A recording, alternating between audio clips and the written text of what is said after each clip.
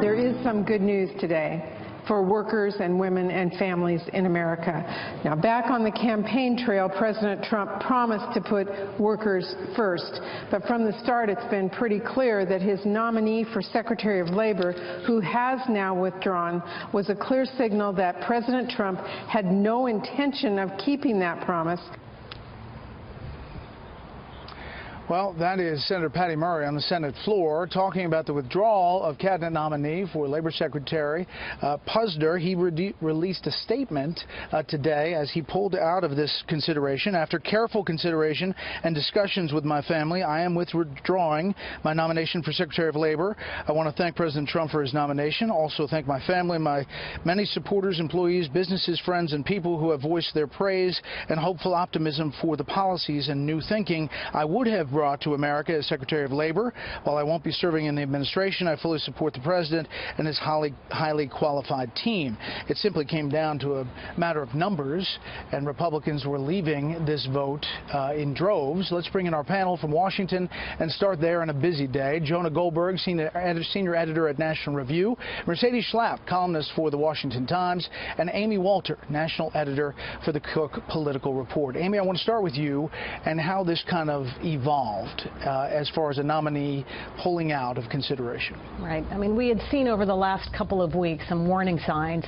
The first was that the nomination, the hearing for it kept getting pushed back and back and back. And so there was starting to be some rumblings about what's going on. Why isn't this moving at the same pace as some of the other nominations? And then came the concerns about Puzder's personal life, whether it was hiring someone that he didn't pay taxes for. Then, of course, we just learned earlier this week about his ex-wife and comments she made on the Oprah Winfrey show, even though she was disguised at the time. And so it was just a piling up of problems. And if you are Republicans now on Capitol Hill, you're already dealing with stories about the White House in tumult, the chaos about the Russia leaks, Flynn resigning. Did you really want to go and fight out this, which could lead to another few days of really bad stories in what has already been not a great week?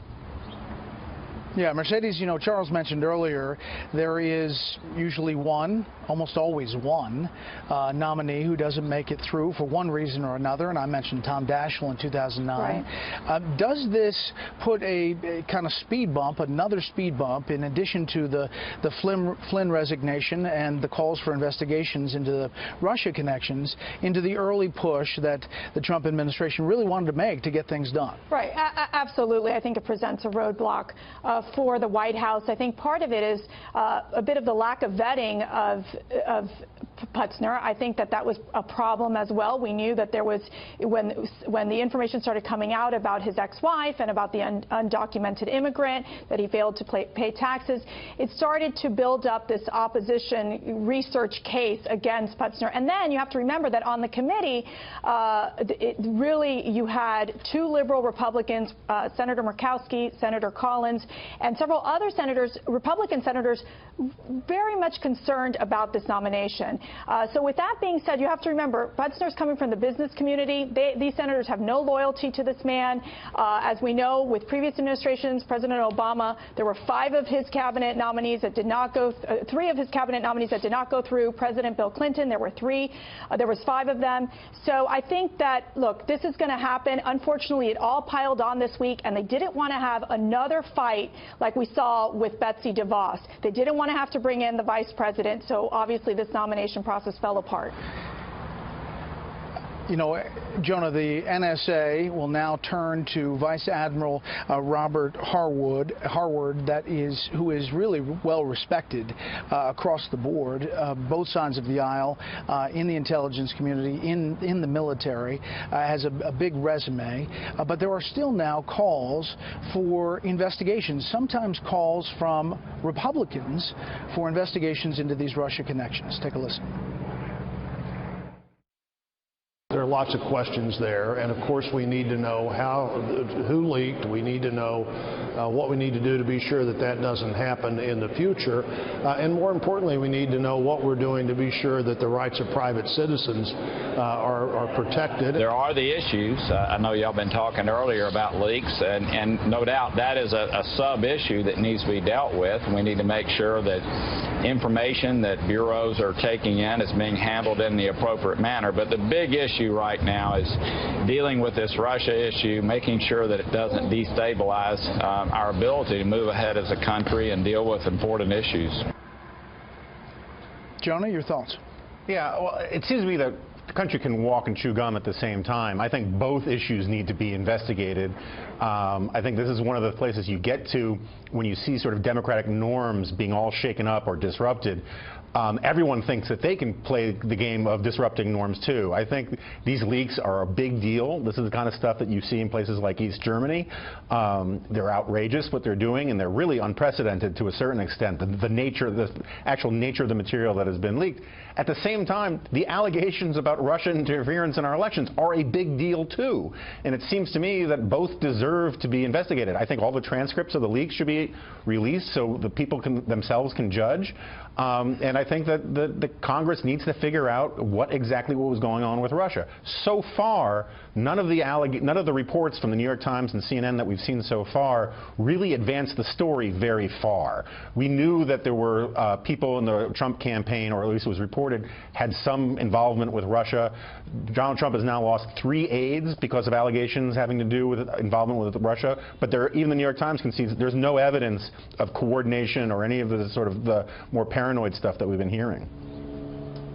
Right. So, Amy, there are people yet, even though there are not the direct evidence yet, calls for investigations, but people like Dan Rather say this has the potential to be bigger than Watergate, and others saying that, you know, this investigation is going to last all the way through the Trump administration. Do you see that yet? I don't know that we know how long this is going to last. It's clearly a cloud that is going to continue to linger, and the question is, how many more leaks are going to come out? We don't know what people are sitting on and how desirous they are of putting this stuff out there. Now that Michael Flynn is gone, was this really as much about him, or was it about the Trump administration in general, or the president himself? We'll have to find that out. And the other piece comes with the pressure being put on Republicans themselves. Right now, you saw a couple of people that you put up there: Roy Blunt from Missouri, Bob Corker from Tennessee. These are folks who are conservative Republicans, but who take their job of being United States senators, protecting the United States interests very, very seriously. They're in a very different position than, say, a House member who's hearing from their constituents and is up in the next election. I think if those folks start to get overwhelmed with phone calls, if we start seeing these town halls turn into a focus on doing the quote-unquote do your job, go and start asking these questions, the pressure may build enough on other Republicans to demand some sort of hearing, or at least an open discussion of this in a way that makes it harder for the administration just to sort of push this onto the side and blame it on leaks. But that pressure is also has to come. Yeah. Yeah, Mercedes, really quickly, can the administration get back on track with these big rollouts that are coming soon? The tax reform rollout, the infrastructure rollout. These are things that the American people said they wanted in elections, and the same people who are saying, or some of them who are saying, that this is going to be the end of the Trump administration are the same people who said he was never going to win in the first place. The Trump administration cannot afford to lose any more political capital. I think this is part of the organizational process that they have in place. They need to put in a comms director that's going to be able to help organize these campaigns. They're rolling out so much of whether it be regulation or deregulations or executive orders, and they're not being covered. And so I think you have to build campaigns around the type of work that you're doing. This is why you're going to start seeing President Trump maybe taking some trips. We know he's going to South Carolina on Friday. I think, Brett, we need to see him take control and his team of the message. Right now we're seeing too many messages coming out from too many messengers.